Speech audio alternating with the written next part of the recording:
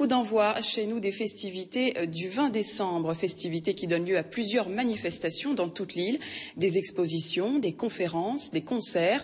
Pour en parler avec nous, l'historien Bruno Maillard. Bonjour et merci d'avoir accepté notre invitation. Alors d'abord, les festivités se sont généralisées depuis quelques années sous la forme d'animation. Est-ce que l'on peut vraiment prendre la mesure de cet événement historique à travers des concerts, des animations? En clair, est-ce que la forme qu'on donne à cet événement peut gêner le fond finalement? Mais en tout cas, c'est ce qu'on essaie de faire, nous, chez Protea, donc de conjuguer ce moment de recueillement lié à la commémoration et un moment de sensibilisation à cette histoire plus complexe qu'elle n'y paraît.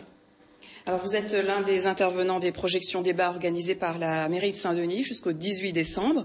7 films seront diffusés. Pourquoi et comment les avez-vous sélectionnés? Mais en fait, le choix de film a été fait de concert avec la ville de Saint-Denis. Et il s'agissait en fait de conjuguer l'histoire des sociétés esclavagistes et des traites négrières dans l'océan Indien, mais aussi dans l'espace des Caraïbes. C'est pour ça qu'il y a en fait un choix assez divers de films concernant la Guadeloupe, concernant la Martinique, concernant la Réunion, etc., etc. Vous voulez généraliser l'histoire de l'esclavage? Oui, en fait, c'est une approche qui se développe depuis quelques années. Alors, ce sont surtout des historiens américains comme Peter Colchin qui ont une approche comparatiste de cette histoire. C'est-à-dire qu'il y a des similitudes et entre, par exemple, le système de l'habitation qu'on trouve à Bourbon entre le XVIIIe et le XIXe siècle et celui de la Guadeloupe, par exemple. Plus simplement, quel message souhaitez-vous faire passer à travers cette sélection de films? Il y a 7 films. Eh bien, tout d'abord, c'est plutôt un festival fondé sur la sensibilisation.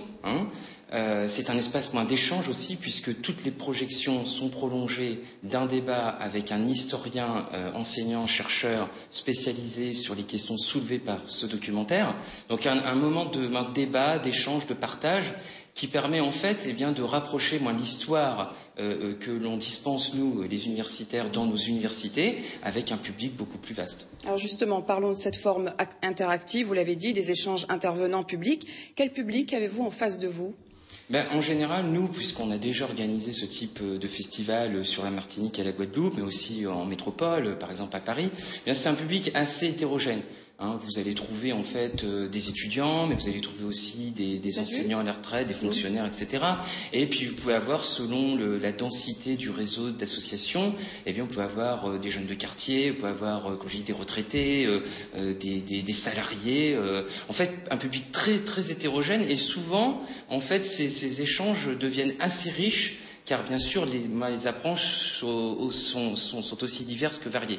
Alors, on a des certitudes sur notre histoire, mais y a-t-il encore des zones d'ombre sur l'histoire de l'esclavage à La Réunion, très rapidement, pour conclure? Des zones d'ombre, je ne sais pas. En tout cas, si l'histoire des abolitions ont été, dans l'ensemble, assez bien étudiée, en ce qui concerne l'histoire elle-même des sociétés esclavagistes et des traites, je pense qu'il y a encore beaucoup de choses à faire. Merci beaucoup Bruno Maillard pour toutes ces précisions. Rappelons que vous intervenez dans le cadre de conférences, débats sur le thème de l'esclavage. Ça démarre ce soir au Plaza de Saint-Denis à partir de 19h. Merci infiniment.